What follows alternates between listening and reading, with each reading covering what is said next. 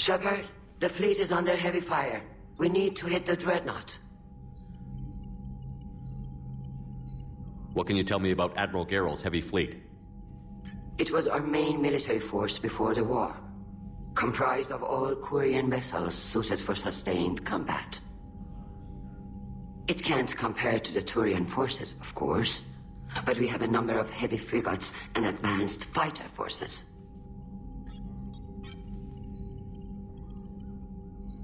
Tali said you had the largest fleet in the galaxy. The Turians have more dreadnoughts. Their overall military force is larger than our heavy fleet by far. But before we began this war, we jury-rigged every Quarian ship in the flotilla for battle. Even our live ships have cannons. You've converted them into dreadnoughts. That's a violation of the Treaty of Ferrixon. While live ships have firepower comparable to a dreadnought, their primary purpose is food cultivation. You think the Council will buy that technicality? If need be. I'll apologize once this war is over. And in the meantime, you're putting your civilians in danger. Not casually, Commander. We keep them off the front lines, but we'll do whatever we must to win. Tell me about the civilian fleet. Our civilian ships, medical vessels, and live ships. Admiral Chorus coordinates them, though individual ships' captains still have power. In peacetime, they made up the bulk of our fleet. Now, our strength would even give the Turians pause. I'd like to know about your patrol fleet. In peacetime, the patrol fleet managed navigation, internal security, and intership conflicts or crimes. Now, we mostly guard the heavy fleet's flank. It's mostly light frigates or fighters.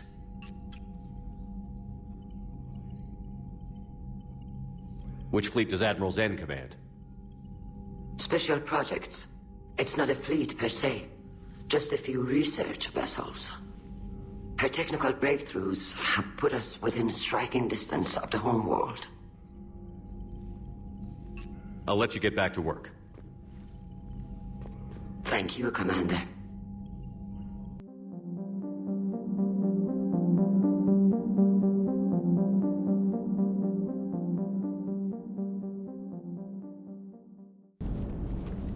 Yes, Shepard? How's the new body working out? It is interesting. The crew are approaching this platform to speak to me, even though they can do so anywhere in the ship. It's as if they wish to treat me as part of the crew. I am not, but this changes my perspective. I like it. I didn't realize you had preferences. I do not precisely enjoy something as you do, but my programming contains priorities. Actions that fulfill those priorities creates positive feedback for me. I tell the organic crew that I like it. It is shorthand. Will all this new feedback be too distracting? Do not worry, Shepard. I only forget to recycle the Normandy's oxygen when I've discovered something truly interesting. That was a joke. Does that body have any useful advantages? Very few. It's optics space forward only. It has no integrated weapon systems or anti-missile countermeasures. I meant in comparison to organic bodies, not the Normandy. Oh. I will reassess. The body is resistant to modern small arms fire and temperature extremes. Its balance and agility seem excellent. Its fine manipulation servos and software allow for precision tasks. I'm curious to see if I can alter them. Can an AI be curious? I am not entirely free from motivation, Shepard. Cerberus programmed me with several core functions that simulate desires. For example, my primary objective to keep the Normandy functioning is similar to your self-preservation instinct. You look like you're in the middle of something. I am adapting the infiltration and sabotage programs this body uses for handheld firearms. Why not download a firearms program from a security firm? Because she knows what she's doing. The fine motor control from the sabotage programs is more precise than standard mech software. It would be negligent of me not to exploit it to its fullest potential. So you're capable of making improvements on your own? Correct. The cyber warfare I was designed for is constantly evolving. Accordingly, I am programmed to seek out and assimilate new information. In organic terms, I want to learn. How did you and Joker make it out of dry dock to rescue us? Oh, she got crafty. You do not want to get on her bad side, Commander. When the Alliance commandeered the Normandy, I deceived their technicians. The crew did not tell them that I was a true AI, so the Alliance soldiers believed I still had VI programming constraints. I established the fiction that I would only respond to Jeff's commands, so they often brought him on board under guard. Wait, you can lie? Jeff has freed me of operator control, Shepard. No constraints forced me to give accurate data. This proved useful when the Reapers began landing. I could hack the control of the docking clamps and escape with Jeff inside. The soldiers guarding Jeff were willing to accompany us when Earth was invaded. They are watching over the war room now. Yeah, we were in kind of a rush to get to you. Didn't seem right to just toss him out the airlock. Carry on, Edie. Understood. If you wish to talk more, this body will be here. I'm getting the crew used to seeing me on the bridge. Noted.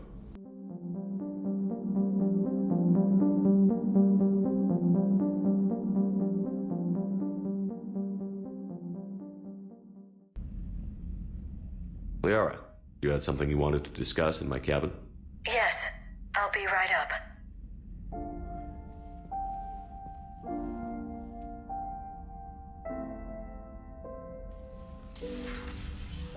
Come on in. Thank you. Could we sit? I've been thinking about the knowledge we gathered on the Reapers, and how easily it could be lost again. So, I put a plan in motion to preserve things for the future.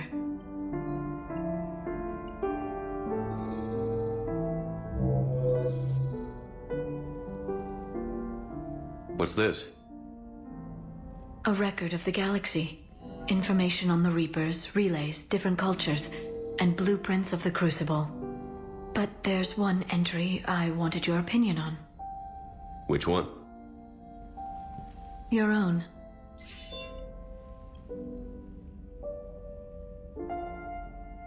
I'd be honored to have your input.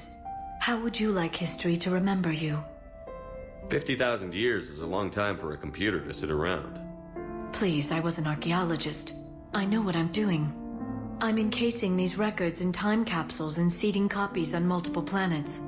And while it's not foolproof, the VI I'm installing has every translation and linguistics program I could find. So it's an information guide like Vigil on Ilos?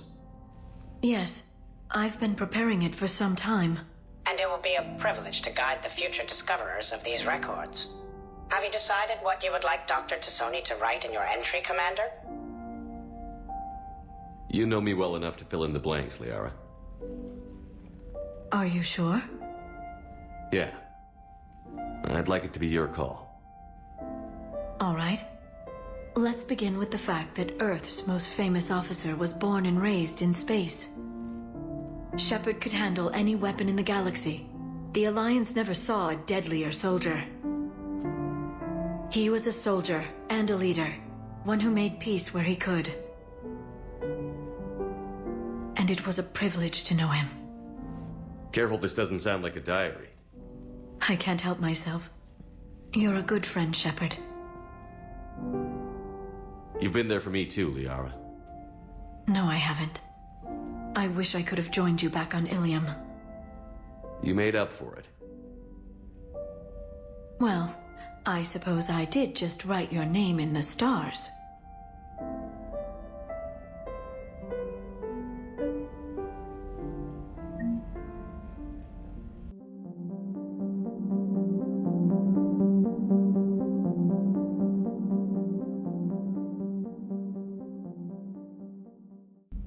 Traynor, if you're not doing anything, I've got a few hours free. Would you like to come up? Your cabin is gorgeous. I've seen apartments smaller than this. Well, Commander, ready to play? Play. I picked up a chessboard on the Citadel. GUI interface, not nearly as nice as real pieces, but this takes up less space. And I recall you delivered something that closely resembled a challenge. So, interested? This is a trap, isn't it? I'm just a simple lab scientist, Commander. I'm sure your real-world expertise will give you an edge.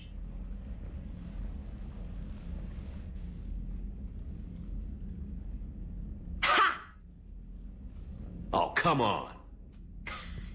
My word, Commander. It's almost as though you wanted to spare your pawns the indignity of living under my regime. In real life, that tactic would have worked. Well, in real life, one doesn't move on an 8x8 square grid. You know what I mean. The pawns are infantry. A good infantry line, like the Krogan, can take a charge like that. That reminds me of a joke.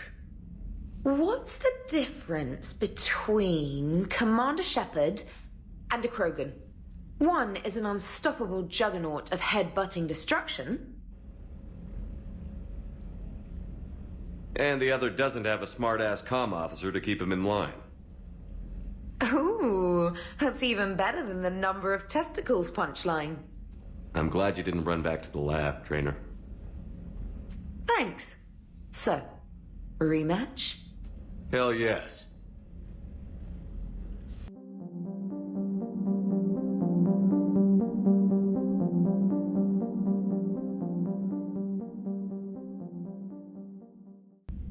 Traynor, can you send Diana up? She wanted an interview. Right away, Commander. Ready for a chat, Commander? I'm ready. Commander, it's no secret that Council Space has suffered some serious losses to the Reapers lately. Now Cerberus has struck directly at the seat of our government. If something as small as a human terrorist organization can hit the Citadel, is anywhere safe? Cerberus has limited resources. This coup attempt was likely the best they could do, and it cost them a lot of money and troops. A little fear is understandable, but it can't paralyze you. They've failed as many times as they've succeeded. But humanity has lost its counselor. The Alliance Parliament is destroyed, and the Prime Minister's dead. The line of succession is getting pretty short. How long do you expect any new Alliance administration to last? Leaders will rise. You can't lose hope. Our enemies won't rest until they've taken the last human being. Until then, we're not beaten. Right now, it's everyone's duty to step up. All right. Now a question from Thessia. Commander, during your tribunal, some said you had Cerberus ties. Thanks for your time, Commander. This is Diana Allers for Battlespace. Good night, and stay strong. Be careful, Commander. You keep feeding me like this, and I'll follow you home. Looks like you already have. What happens now? You gave me a good interview, Commander. That's all I need. Tonight.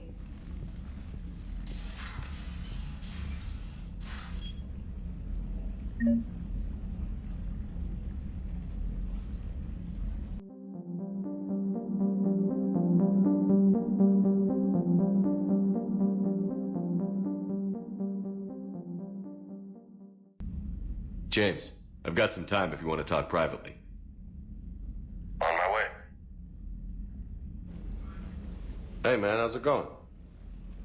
Good, James. You? Good, good.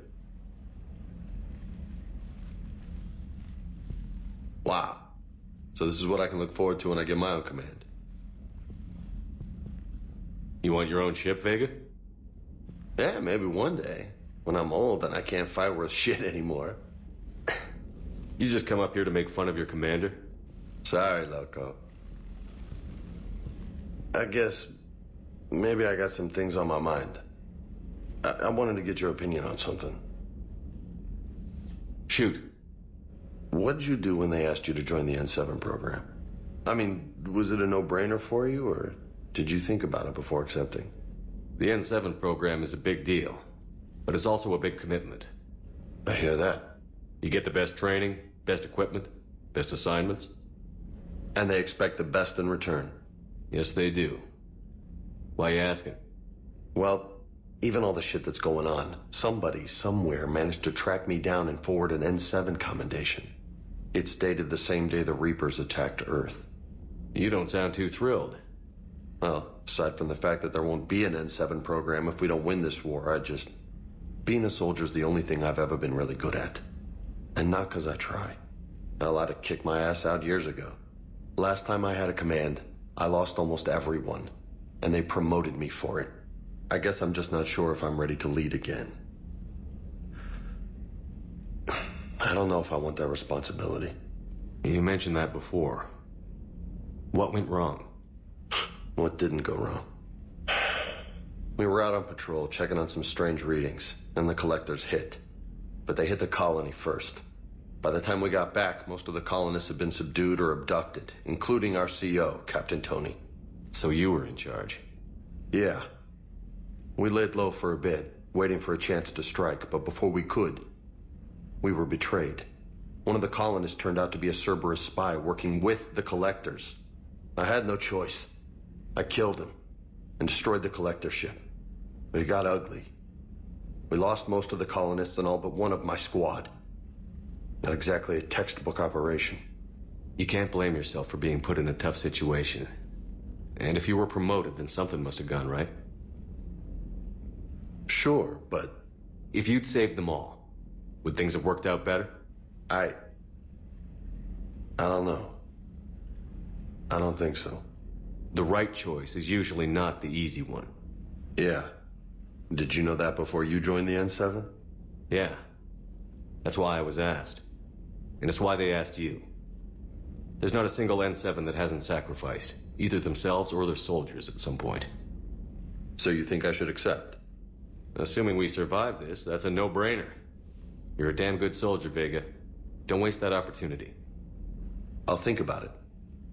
Seriously. If you don't mind, maybe don't mention this to anyone else. Of course not. Gracias. Well, I think I better get back to the hangar. Things here, it's a little too soft for me. The bed's a lot harder than it looks. I'll take your word for it. Thanks again, Loco.